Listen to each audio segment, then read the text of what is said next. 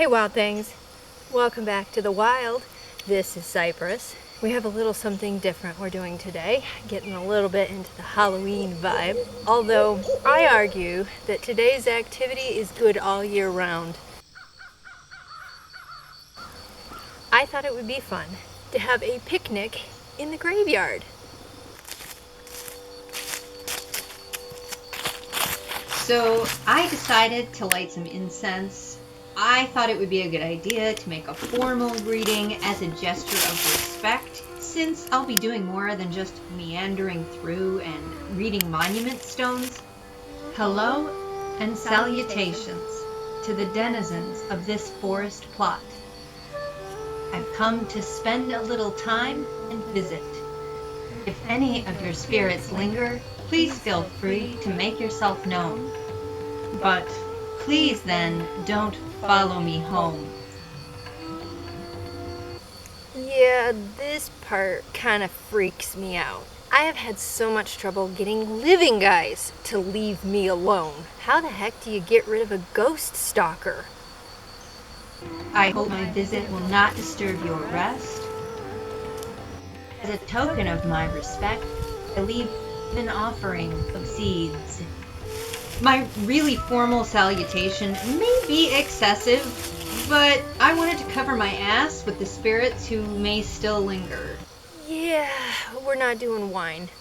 Wine would have been more appropriate, but that's not the message I wanted to be sending. I drove here. I'm gonna have to drive back. That just doesn't seem like the kind of thing you want on camera to be drinking in betwixt driving. It's just something you don't want to do, period. So I thought birdseed would be a nice compromise.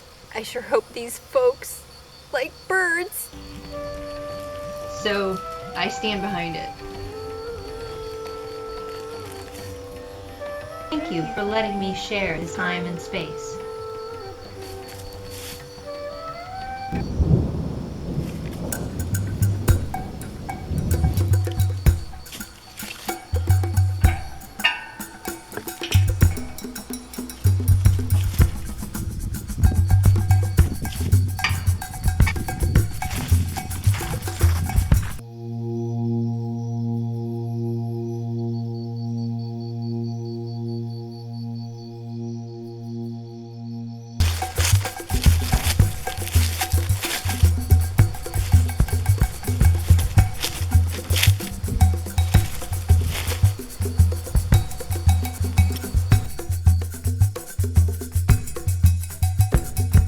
One thing I'd like to get out of the way right away is that I mean absolutely no disrespect when I spend time in a graveyard. So I will not be littering, I will not be stepping on anyone's graves, and I will not be making fun of anyone deceased. I might be having a little fun with them, we'll hope, but no disrespect here.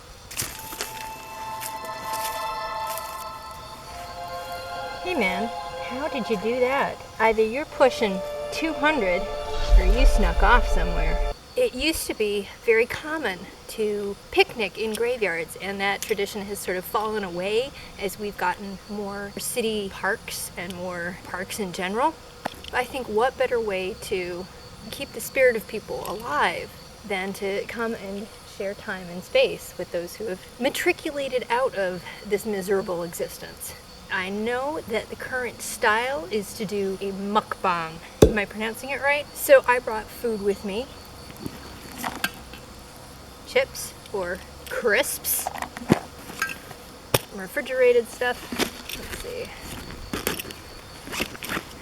Dessert, very important. Chocolate cream pie, grape leaves, and a chicken Caesar salad wrap. Okay, so I realized that with a mukbang, one generally pigs out on fast food. Not my speed. Sorry. So this is food that is decadent for me. Getting food at the grocer's deli is about as close to fast food as I get. And then my napkins are very Halloween-y. And of course, hot tea, because actually a little bottle of wine would have been perfect. But again, driving here. So tell me, Are the amenities as good as they say? Because I understand people are just dying to get in here. It's so quiet. Every once in a while, a car goes by or I hear some kid hollering in the distance, but there's nobody here. The birds are singing. All right, let's see what we've got here. Start with a grape leaf. Okay, full disclosure, I am not into hearing or watching human beings masticate, so this is not going to be like an ASMR event.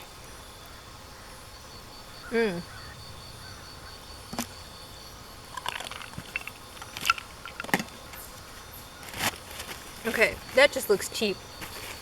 Put the die on all 4 quadrants. Not bad for October. It's supposed to be 60, but it feels a lot warmer than that.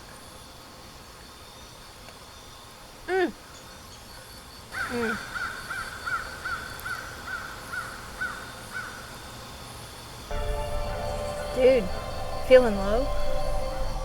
So I've always been pretty comfortable in graveyards. I grew up visiting them a lot, especially one. My grandparents lived right across the street from a very large graveyard, so my memories of visiting them are very much wrapped up in also walking through the cemetery, especially with my grandmother.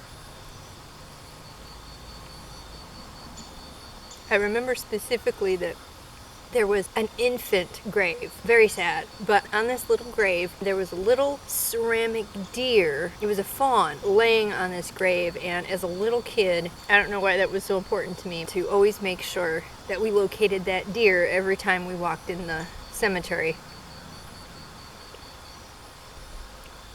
The other thing we always used to do, and this may not have been quite as reverent, but on Halloween, we would go to my grandparents' house for trick-or-treating in their neighborhood, mostly at their house. The cemetery right across the street was just too good to pass up, so invariably every year, either Grandma or one of my uncles would dress in a sheet, and as we were going by trick-or-treating, would come out of the graveyard.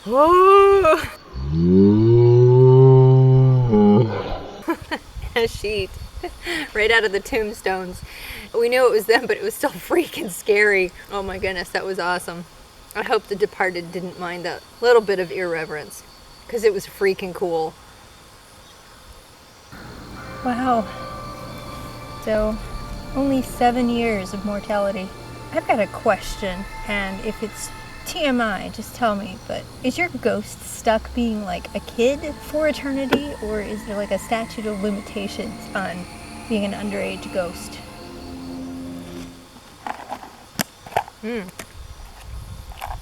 I try to eat really healthy, but picnics demand potato chips. It's just a rule. Well, there are just certain foods that you've got to have when you're picnicking or camping.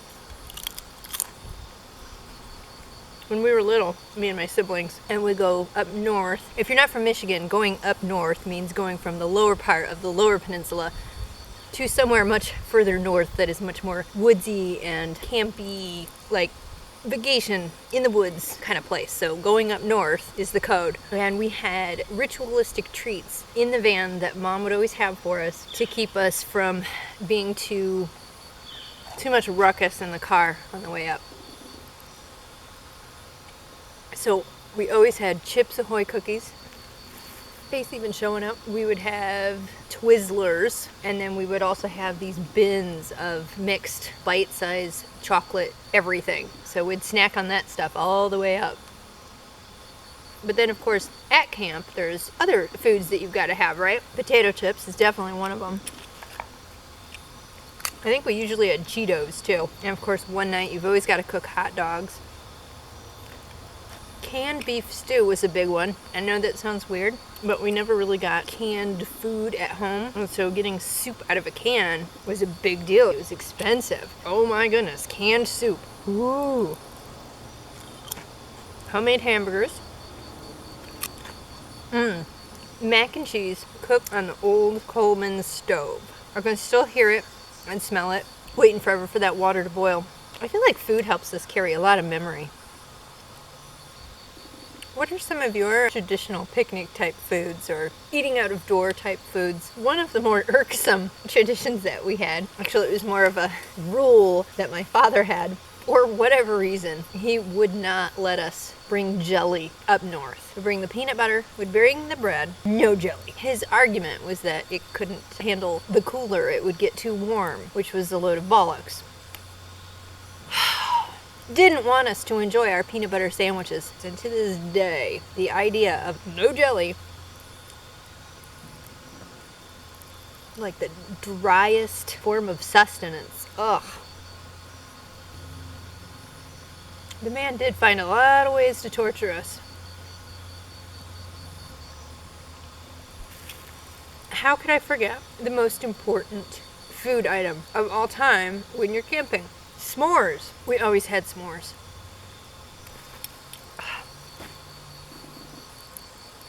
I'm gonna regret that. That sun is right in my face. I don't know why I don't eat outdoors more often. It's just so lovely. Oh yeah, the sun. The sun and I are not friends. Oh, single, never married. Dude, how did you manage to dodge that bullet? Oh, really? In the back of the head? Sorry, man. Bad choice of words. Do you feel like you're being watched when you're in a cemetery? I always do. I'm always very aware of multiple sets of eyes, or whatever the spirit version of eyes are. It's not really a creepy feeling, but I'm definitely aware that I'm in public in a sense. There's no other living soul around, but I'm very self-conscious of the fact that we have an audience. Almost all of the graves here are last name Keeton because this is a family cemetery and it's still active in the sense that there's still family members being interred here. Is interred the right term if it's in the ground? Anyway, I do feel a little sense of like exclusionariness here because I'm not family. It is a state park and people are welcome to visit, and that is what we're doing.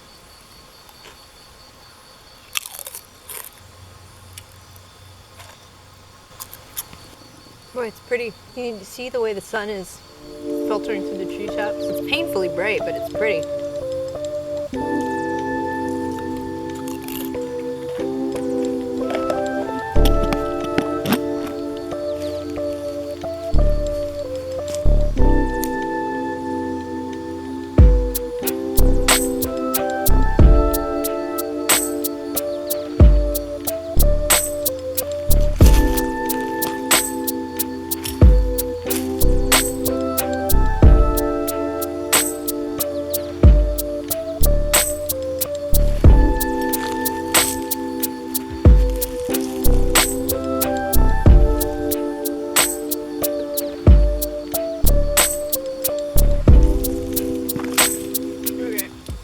Done with the chips. I lied to myself.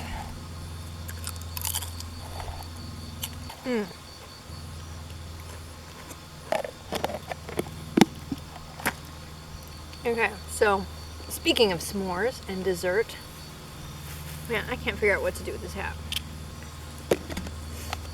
I've got some dessert to try out here. I'm gonna pay for this later. We're really roughing it right now because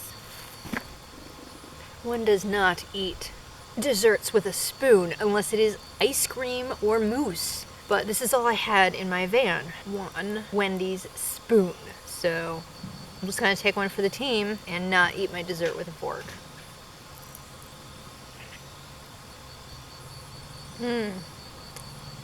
Sometimes you just gotta savor life and go ahead and pay for it later. This is really cheap pudding though. Like, cheap isn't gross. There isn't a good place where I live nearby to get decent confections. There really isn't. This is like grocery store pudding from the deli section. I'm a little underwhelmed. Still gonna eat it. Wow. Typhus, huh? I don't know. I think I would still be tempted to trade you. The slow but inexorable erosion of chronic poverty is kind of a bitch. I love finding these little places that there are no people at. I could just sit and enjoy nature unfiltered. Present company excluded, of course. Of course I say that, and I'm excluding what's got to be over 100 dead people, so sorry. I didn't mean to exclude you. Somehow they're not as annoying as living people. I wonder why that is. Why are people in spirit much more pleasant than living people?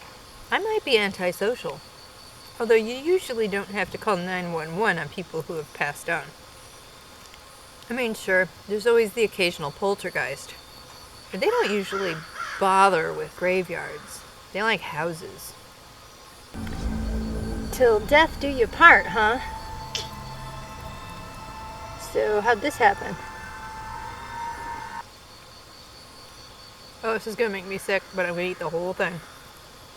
I can feel it already. I can feel the sugar in my veins wreaking havoc, and I keep taking bites. Oh yeah, my body's saying, don't finish this, but can't waste it. The crows stopped scolding me. They were getting really agitated with me a minute ago. I guess they didn't like what I was talking about.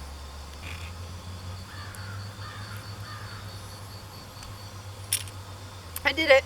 I'm already paying for it, but I did it.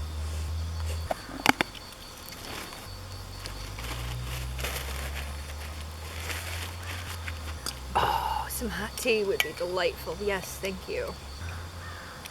Oh, it might still be too hot. This is insulated and it works really well. I can smell it. I can smell the tea, but it's too hot to drink. Dagnabbit. Oh, that would have been so good. Or if I go the old Victorian way here.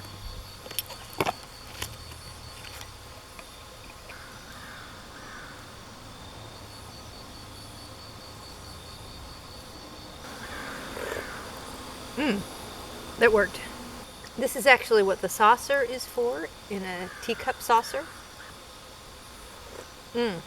But this has fallen out of favor. This is a nice palliative after all of that processed sugar that I just ate.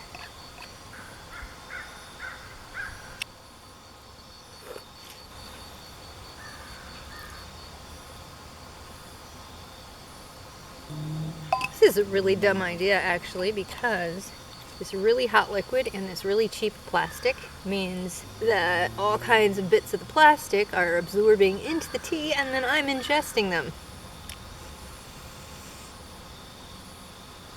And yes, I just realized I'm talking about poisoning myself whilst sitting in a graveyard.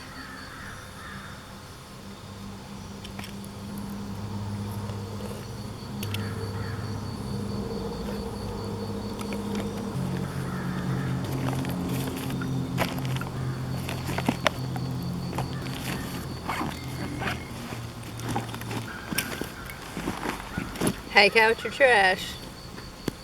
Well, the shadows are getting long. I think that's my cue to pack up my stuff and get back on the road before the rangers come looking and asking why I am still here. I don't think they'd do that. I'm paranoid.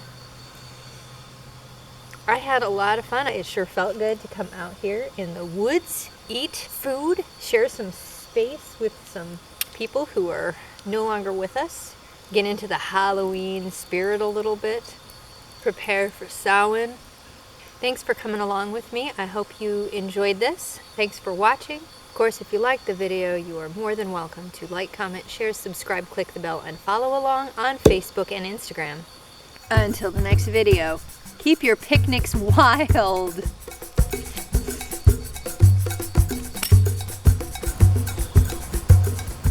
So tell me, do you ever get monument envy? Dude, you guys, tell me you at least have separate caskets. No way, man. You are dead wrong. Let me rephrase that.